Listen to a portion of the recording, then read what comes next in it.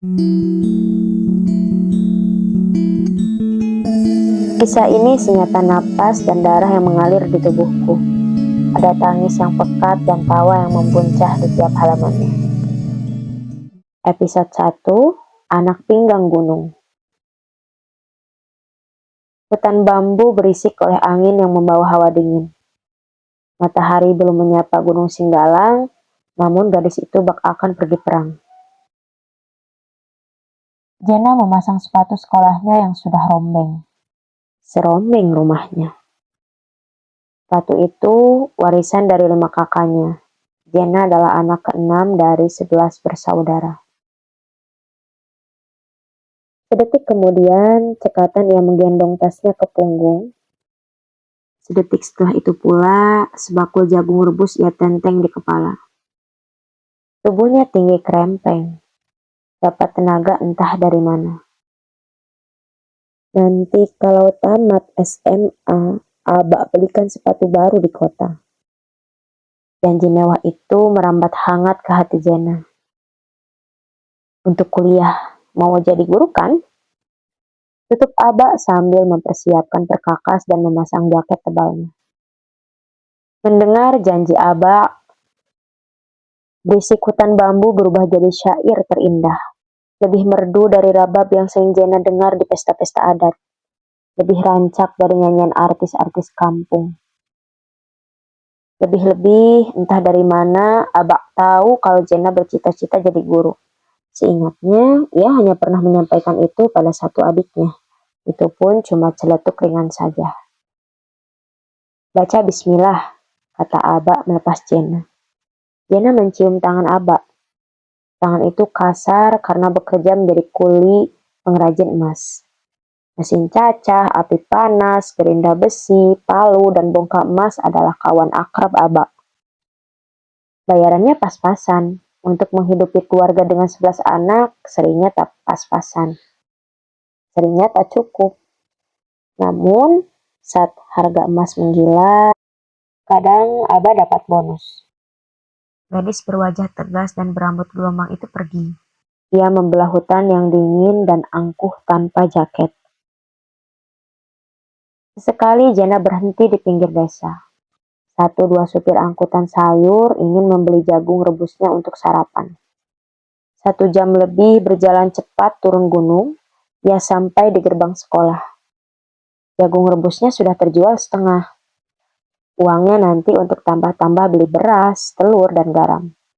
Kalau sedang agak banyak uang, mereka bisa makan ikan atau ayam. Itu pun sepotong harus dibagi untuk tiap 2-3 anak. Di gerbang sekolah, di lorong, anak-anak lain sibuk mengulang pelajaran atau berjanji untuk berbagi contekan. Jena tidak. Ia menjajakan jagungnya. Tangannya menari mengimbau teman-teman yang tampangnya tampak kelaparan. Jena pandai beradu mata dengan mereka, mengangkat alis dan tersenyum. Semua ia lakukan dengan 1 detik, dan orang yang menatapnya langsung jatuh hati ingin membeli jagung Jena. Tepat saat lonceng berbunyi, saat itu juga jagungnya tersisa 1. Itulah yang kemudian ia makan untuk sarapan. Saku seragam kawan-kawannya penuh oleh pensil, penghapus, dan alat sekolah lainnya. Sementara saku Jena penuh uang receh. Pengawas membagikan kertas, ujian pun dimulai. Konsentrasi Jena lebih tinggi dari hutan bambu yang tadi melepas kepergiannya. Saat teman-temannya baru selesai menjawab setengah pertanyaan, Jena sudah hampir selesai semuanya. Di saat hampir selesai itu, ia menatap ke jendela dan seketika pensilnya terjatuh. Hari yang ranum ini seketika hancur lebur. Jendela, berdiri kepala sekolah dan seseorang yang sangat ia kenal, kakak laki-lakinya. Yang paling tua. Mata orang itu nanar, berkecamuk badai. Jena belum tahu apa yang terjadi, tapi dia sudah terisak duluan. Kepala sekolah mendekat ke mejanya dan berbisik. Tepatnya saat bisikan itu tuntas, bibir dan kelopak mata Jena bergetar. Langsung ia kencangkan tali sepatunya, juga tasnya. Bakul jagungnya yang sudah kosong, kembali ia gendong. Seisi kelas bingung apa yang terjadi. Kenapa Jenna tiba-tiba pergi di tengah ujian kelulusan? Suara tapak sepatunya yang rombeng itu saling timpa-menimpa dengan suara uang receh di sakunya. Hanya ada satu suara yang tak terdengar. Suara tangis histeris Jenna.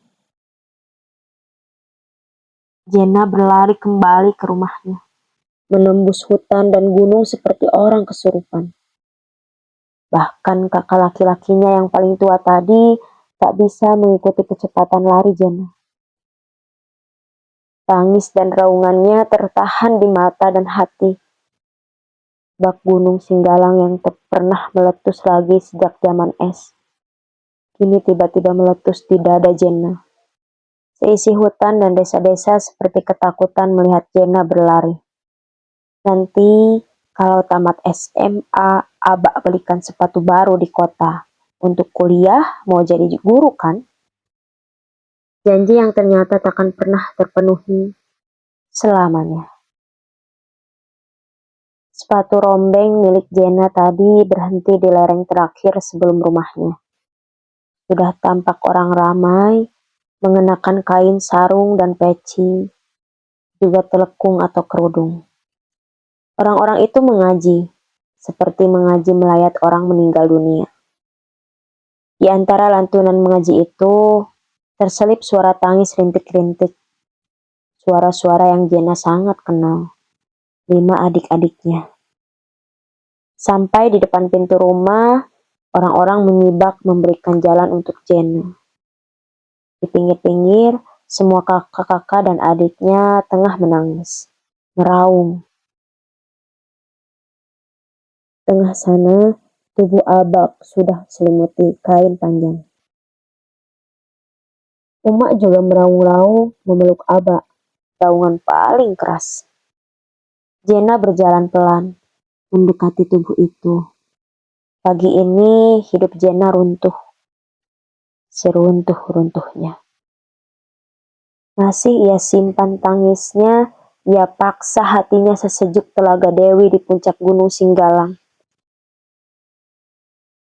Selepas ujian hari itu, semua kawan-kawannya datang, mendapati Jenna duduk terisak di kuburan Abah.